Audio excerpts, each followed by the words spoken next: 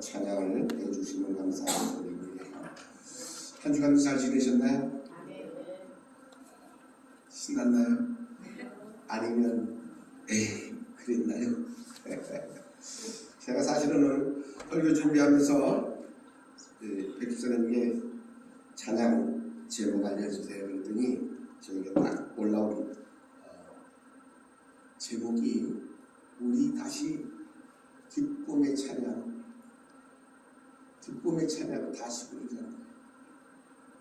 이 얘기는 무슨 얘기냐 하면 모든 것이 변하고 모든 것이 내 생각대로 내가 원하는 대로 되지 않았을지라도 다시 한번 하나님 앞에 우리는 찬양해야 할 것이 아닌가 그렇게 생각이 되어집니다. 어떤 이들은 에이 실망, 에이 간다. 저희 친구 가운데 한 친구도 에이 이제 가자. 어디? 나라 밖으로 가겠다는 친구도 있어요. 근데 사실은 뭐 그런 이유는 없어요. 왜냐? 끝이 아니기 때문에 그렇습니다. 끝이 아닙니다. 제자들이요 꼭 우리같이 생각했어요. 야, 예수님 죽었어. 부활하셨어? 약속하시기를 내가 너에게 약속하신 대로 보혜사를 보내주신다. 오순절 놀라운 하나님의 역사 속에서 다락방에 모여있던 그 많은 사람들에게 하늘에서 불의 혀 같은 것들이 각 사람 머리 위에 임하는 놀라운 역사가 이미 2장 1절 이후의 기록을 통해서 보면 임하게 됩니다. 그 전까지 예수님의 제자들의 모습은 어떤 모습이었느냐 하면 덤벼 누구든지 와 그런 모습이 아니었어요. 어떻게 하면 잘 숨어서 어떻게 하면 잘 내 생명을 보존할까 전전긍긍 벌벌 떨었던 그러한 그들의 모습이 주님이 약속해 주신 성령 충만의 놀라운 능력의 역사 속에서 오늘 성경은 뭐라고 이렇게 말씀하고 있는지 호련히 하늘로부터 급하고 강한 바람 같은 소리가 있어 그들 앉은 온 집에 가득하며 마치 불의 혀가 갈라지는 것들이 그들에게 모여 각 사람 위에 하나씩 임하여 있더니. 자, 우리 마가의 다락방에 모였던 많은 사람들 우리가 흔히들 몇 명이라고 얘기하죠? 한 120여 명 정도이라고 얘기했는데 자, 질문을 합니다. 남자가 있었을까요? 없었을까요? 네? 여자는 있었을까요? 없었을까요? 혹 아이들은 있었을까요? 없었을까요? 어때요? 아이들 있었을 것 같아요? 있었을 것 같아요. 자, 그러면 그곳에 모였던 사람들은 나이가 어떻게 됐을까? 어린 아이들만 있었던 것도 아니고 젊은이들만 있었던 것도 아니고 나이 많은 어른들만 있었던 것이 아닌데 성경은 우리들에게 말씀하기를 각 사람 위에라고 이렇게 말씀합니다. 다시 말하면 모든 모여있는 모든 사람들 나이가 어리던 젊던 많던 전혀 구분하고 구별하지 아니하고 성경은 뭐라고 말씀하고 있느냐 하면 각 사람 위에 하나씩 임하였다라고 이렇게 성경은 증거합니다. 성령 충만의 놀라운 임함의 역사 속에서 예수님의 제자들에게 나타난 모습은 오늘 성경은 이렇게 말씀합니다. 4절을 함께 봉독합니다. 시작. 그들이 다 성령의 충만함을 받고 성령이 말하게 하심을 따라 다른 언어들로 말하기를 시작하니라고 이렇게 성경이 증거합니다. 뭐야? 어린아이든 젊은이든 나이가 많든 적든 그것에 모여서 있던 모든 사람 위에 성령의 충만함이 임할 때에 성경은 말씀합니다. 성령이 말하게 하심을 따라 다른 언어들로 말하기를 시작하였다고 성경은 말씀하고 있습니다. 거기에는 경건한 유대인들도 있었고 천한 각국에로부터 예루살렘에 머물러 있던 많은 이들도 있었습니다. 소리가 나게 그들이 큰 무리가 모여서 각각의 자기의 방언으로 제자들이 말하는 것을 듣고 소동하여 다 놀라서 신기하게 여겨 말합니다. 보라, 이 말하는 자들이 다 갈릴리 사람이 아니냐? 우리가 우리 각 사람이 난 곳 방언으로 듣게 되는 것이 어찌 됨이냐? 우리는 바데인이고 메딘이고 엘라민이요 또 메소포타미아, 유대와 갑바도기아와 본도와 아시아, 부르기아와 밤빌리아, 애굽과 구레네에 가까운 리비아의 여러 지방에 사는 사람들, 로마로부터 온 나그네들, 곧 유대인과 유대교에 들어온 사람들과 그레네인과 아라비아인들이라 우리가 다 우리의 각 언어로 하나님의 큰 일을 말함을 듣는도다 하고서 이게 어찌된 일인지. 그곳에 모여서 하나님 앞에 예배했던 순례객들의 모든 각 나라의 말로 예수 그리스도의 제자들이 말할 때에 이들은 너무너무 놀랄 수밖에 없었던 겁니다. 그런데 또 그런 이들 가운데도 또 이런 이들도 있습니다. 13절을 함께 봉독합니다. 시작. 또 어떤 이들은 조롱하여 이르되 그들이 세술에 취하였다. 참아들 세술에 취했나봐. 세술에 취했을까요? 어떤 술에 취했을까? 놀랍게도 베드로가 이제 11 사도와 더불어서 소리를 높여서 말을 하기를 시작을 합니다. 유대인들과 예루살렘에 사는 모든 사람들아, 이 일을 너희로 알게 할 것이니 내 말에 귀를 기울이라고 말씀하면서 때가 지금 제3시야. 제3시가 몇 시죠? 6시부터 시작하면 그들은 6시를 시작으로 1시, 2시, 3시 곧 우리로 하여금 아침, 오전 9시쯤 됩니다. 그러면서 베드로가 말합니다. 내가 제3신이 너희 생각과 같이 이 사람들이 취한 것이 아니라 라고 이렇게 말씀합니다. 자, 질문하겠습니다. 술 언제 드시죠?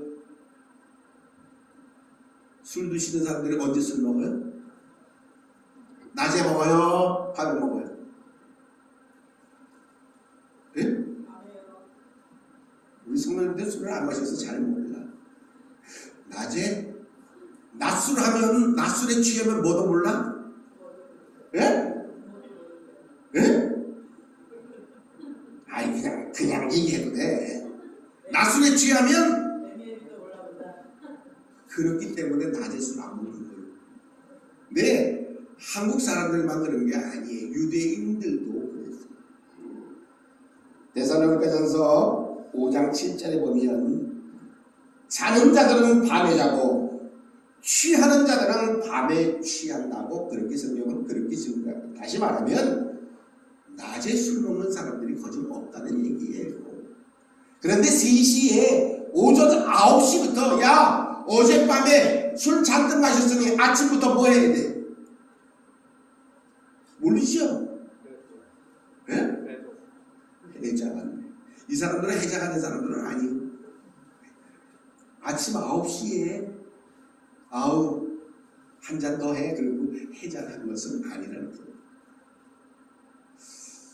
유대의 역사가인 요세푸스의 말에 의하면 유대인들은 대체적으로 아침 10시 즉 4시까지 아무것도 먹지 않았던 것이 보통의 모습이랍니다.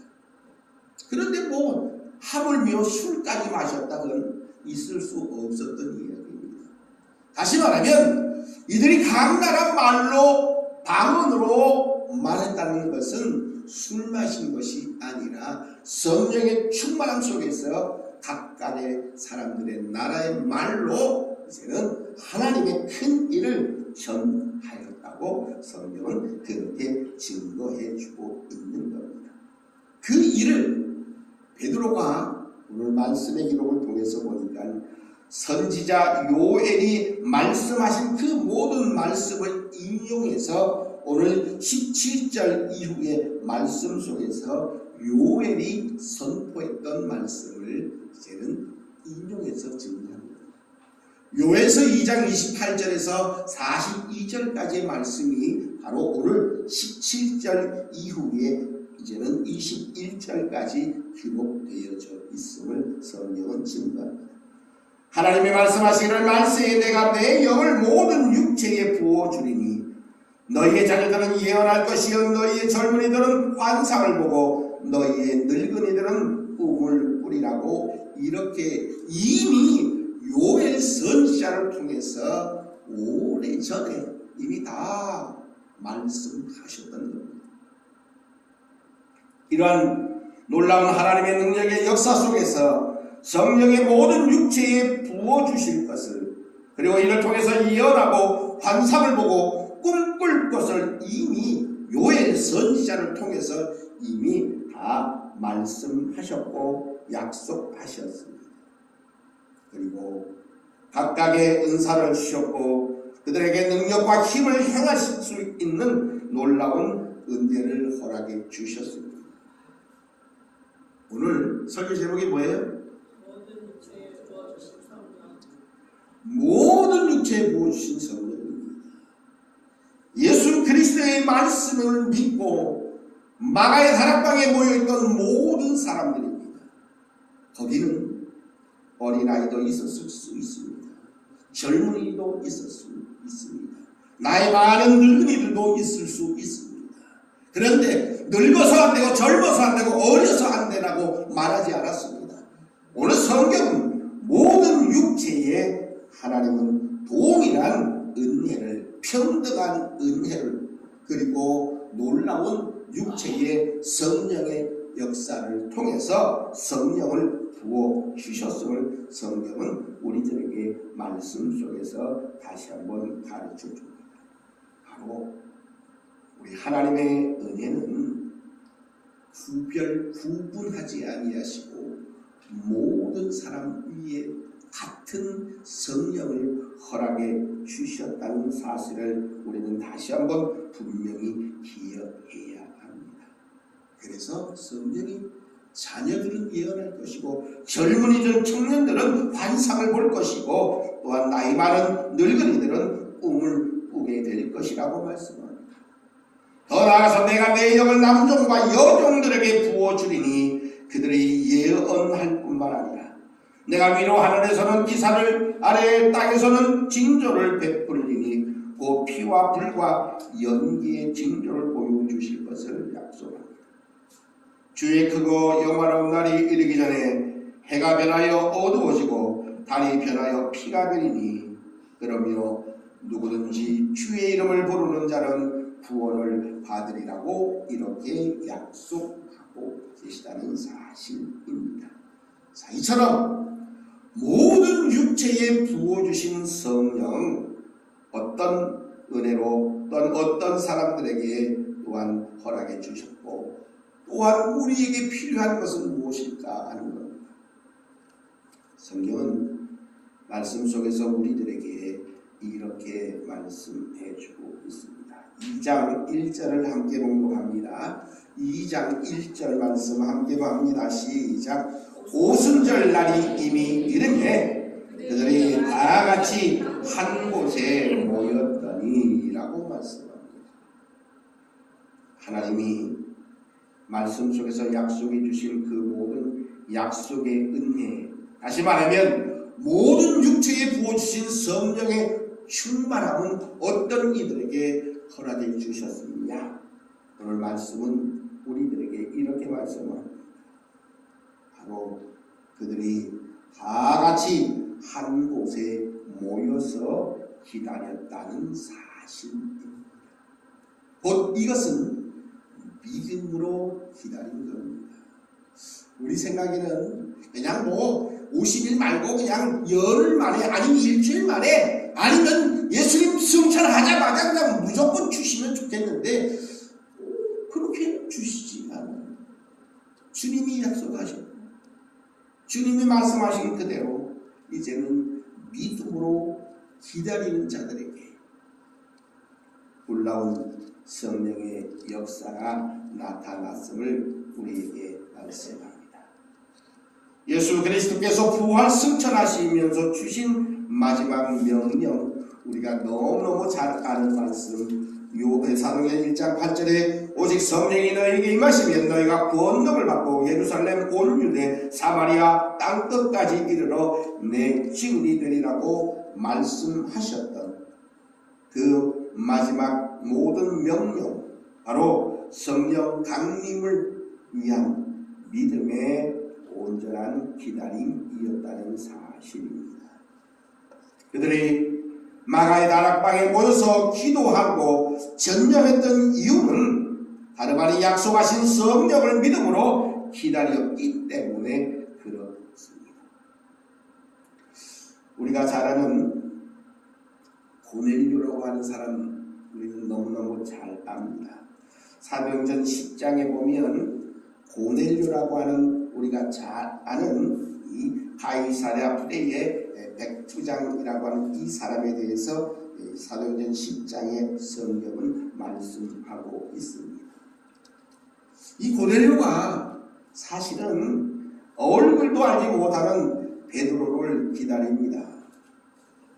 고넬료가 천사의 말을 따라서 베드로에게 사람을 보냈고 그 베드로를 맞이하기 위해서 그가 했던 모습은 뭐냐 하면 친척들을 다 불러 모읍니다. 가까운 이웃들을 다 불러 모아 이제는 기다리는 모습이 사도행전 10장 24절에 이렇게 기록하고 있습니다. 이튿날 가이사랴에 들어가서 고넬료가 그의 친척과 가까운 친구들을 모아 기다리더니 라고 성경은 그렇게 증거하고 있습니다.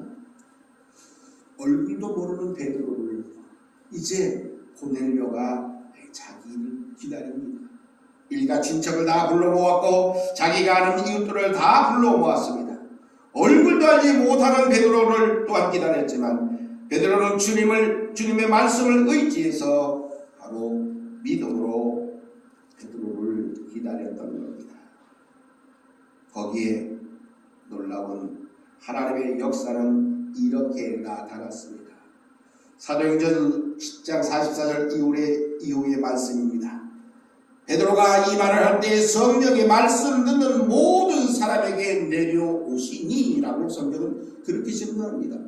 이 모습은 마가의 다락방에 모여있던 그 많은 사람들에게 각 사람 위에 임했던 성령의 모습이 고넬료의 집안에 있던 모든 사람들에게도 똑같이 임하는 놀라운 능력의 역사가 나타났음을 보게 됩니다.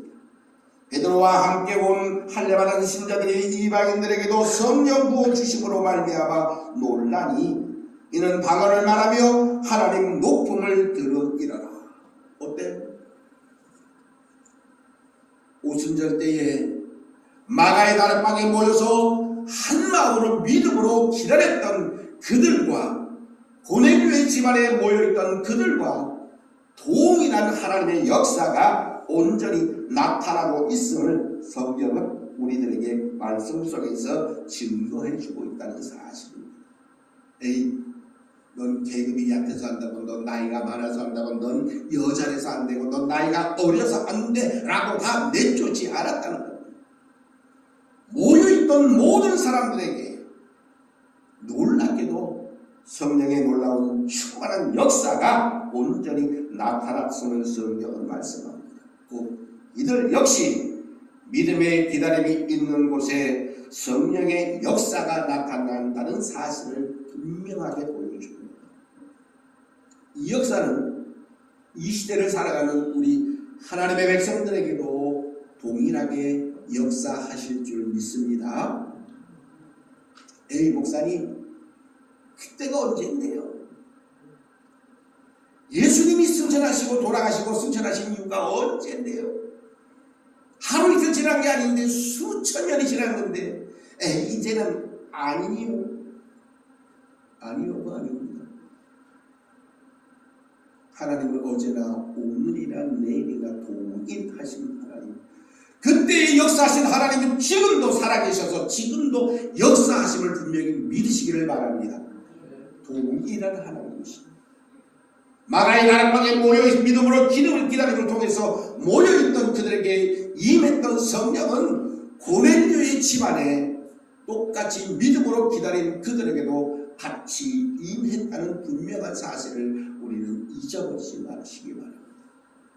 마찬가지로 2025년 이 시대를 살아가는 우리 믿음의 백성들 또한 믿음으로 기다릴 때에 우리에게도 마가의 다락방에 모여있던 이들에게도 아니면 고넬료 집안에 모여있던 이들에게도 아니 이 시대에 우리 몸된 교회에 모여있는 우리 모든 하나님의 백성들에게도 같은 성령이 임하심을 분명히 믿고 사시기를 간절히 바랍니다. 모든 육체에 부어주신 성령 바로 이 시대를 살아가는 우리 모든 믿음의 백성들에게도 같은 은혜로 부어주심을 분명히 믿으시기를 간절히 바랍니다. 또 한 가지 놀라운 하나님의 역사는 어떤 마음으로 어떻게 역사하셨느냐, 바로 하나된 마음 모여있는 그곳에 역사하셨습니다. 성령을 기다리며 기도하는 이들은 마음을 같이 했다고 성경은 분명히 말씀하고 있습니다. 자, 1장 14절 말씀을 함께 공독합니다. 사도행전 1장 14절입니다. 사도행전 1장 14절 찾으셨으면 함께 봉독합니다. 시작. 여자들과 예수의 어머니 마리아와 예수의 아우들과 더불어 마음을 같이하여 오로지 기도에 힘쓰더라. 아멘.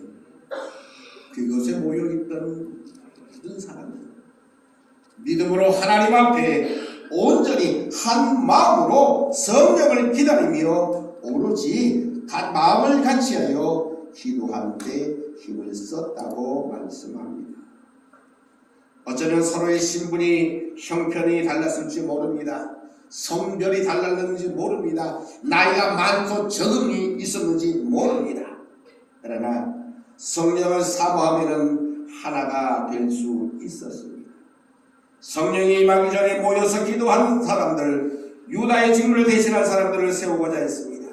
그들을 위해서 한 마음으로 그들은 기도하며 마띠아를 세웠고 그 위에 강력한 성령의 은혜가 임하게 되었음을 성경은 말씀합니다. 그들은 성령에 충만하여 각 나라의 언어로 동일하게 하나님의 큰 일을 전하고 있으니 바로 2장 11절에 그레데인과 아라비아인들이라 우리가 다 우리의 각 언어로 하나님의 큰 일을 말함을 듣는다. 그렇게 놀랄 수밖에 없게 되었음을 보게 되는 것입니다. 한 마음으로 성령을 받고 또한 한 마음으로 성령의 능력을 행한 것이라는 사실입니다.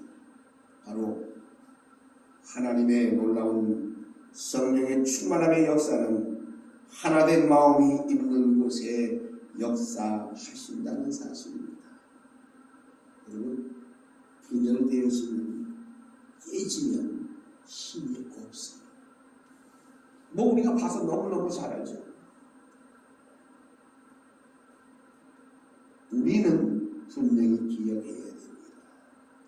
마음이 하나 되고 믿음의 기다림을 통해서 하나님이 약속하신 그 모든 약속을 믿음으로 기도하며 기다릴 때에 거기에 놀라운 성령의 충만의 역사가 나타난다는 사실을 우리는 다시 한번 분명히 기억해야 합니다. 성령은 하나님의 사랑으로 함께 살아가며 함께 누리도록 우리를 인도해 주신다는 사실입니다. 어쩌면 조금 더디고 때로는 힘겨울지라도 우리의 믿음의 기다림 속에서 하나된 마음으로 은혜의 성령을 맞이할 때에 마가의 다락방에 모여있던, 그리고 고넬료의 집안에 모여있던, 아니 이 시대에 하나님이 세우신 몸된 교회에 모든 하나님의 백성들 머리 위에 하나님의 성령의 충만함이 임하실 줄 믿습니다. 그 믿음 가지고 매일매일을 살아 승리하시는 우리 모든 하나님의 백성들이 다 되시기를 주님의 이름으로 축복합니다. 기도하겠습니다.